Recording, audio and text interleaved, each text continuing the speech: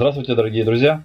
В этом видео я хочу ответить на вопрос своих подписчиков, где можно брать аудиоэффекты для того, чтобы озвучивать свой проект. Хочу посоветовать вам сайт, который называется wavlibrary.net. Ссылочку на него я оставлю в описании к этому видео.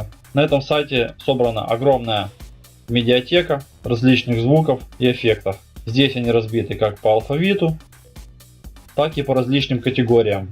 Вот в левом столбце всевозможные категории. Мне нравится, как разбиты они в категории характеры звуков.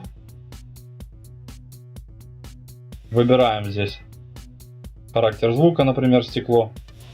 Вот у нас множество вариантов. Выбираем любой из них. Прослушиваем.